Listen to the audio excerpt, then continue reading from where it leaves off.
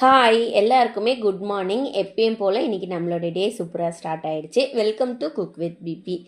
இன்றைக்கி தம்பிக்கு என்ன ரெடி பண்ணி கொடுத்துருந்தேன்னா மஷ்ரூம் ரைஸ் தான் ரெடி பண்ணி கொடுத்துருந்தேன். அதுக்கு ஃபஸ்ட்டு குக்கரில் அரிசி களைஞ்சி போட்டாச்சு வேகட்டும்ன்ட்டு. அதுக்குள்ளே ஒரு டீ வச்சு குடிக்கலான்ட்டு டீ வச்சு ரிலாக்ஸாக உட்காந்து குடிச்சிருந்தேன். அதுக்கப்புறம் மஷ்ரூம் ஒரு பாக்ஸ் வாங்கிட்டு வந்திருந்தேன். அதில் 5 மஷ்ரூம் எடுத்து நல்லா அது மேலே இருக்க தோலெல்லாம் க்ளீன் பண்ணிவிட்டு நல்லா வாஷ் பண்ணிவிட்டு பொடிசாக கட் பண்ணி எடுத்து வச்சுருக்கேன். கொஞ்சமாக வெங்காயம், தக்காளி ரெண்டுத்தையுமே பொடிசாக கட் பண்ணி எடுத்து வச்சுக்கலாம்.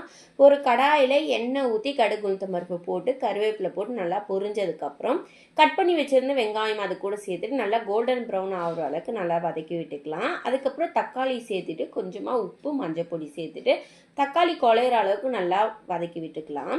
வதங்கினதுக்கப்புறம் கொஞ்சமாக இஞ்சி பூண்டு பேஸ்ட்டு அது கூட சேர்த்துக்கோங்க. ஏன்னா இஞ்சி பூண்டு பேஸ்ட்டு சேர்த்தா மஷ்ரூமுக்கு வந்து நல்லா அந்த சிக்கன் ஃப்ளேவர் கிடைக்கும். அதனால் நான் கொஞ்சம் இஞ்சி பூண்டு பேஸ்ட்டு சேர்த்துக்கிறேன்.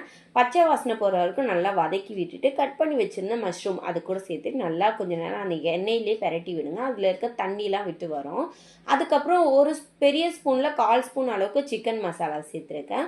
உங்கள் பிள்ளைங்க எந்த அளவுக்கு காரம் சாப்பிடுவாங்களோ அந்த அளவுக்கு நீங்கள் எடுத்துக்கோங்க. நான் 1/4 ஸ்பூன் சேர்த்துருக்கேன். சேர்த்துட்டு அதையுமே பச்சை வாசனை போகிற அளவுக்கு நல்லா தண்ணி லைட்டாக தெளிச்சுட்டு கிளந்து விட்டுக்கலாம். தொக்கு மாதிரி வந்ததுக்கப்புறம் வடித்து வச்சுருந்த சாதம் அது கூட சேர்த்துட்டு நல்லா கிளறிட்டு மல்லி இலை இருந்துச்சுன்னா மேலே லைட்டாக தூவிட்டு ஆஃப் பண்ணிட்டிங்கன்னா சூப்பராக இருக்குங்க. இதை நீங்கள் உங்கள் பசங்களுக்கு செஞ்சு கொடுத்து பாருங்கள்.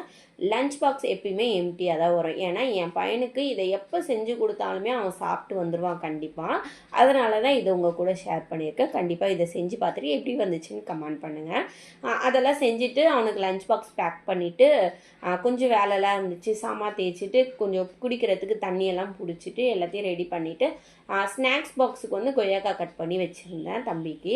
எல்லாத்தையுமே ரெடி பண்ணிவிட்டு அவனை கூப்பிட்டு போய் ஸ்கூலில் விட்டுட்டு வந்தாச்சு.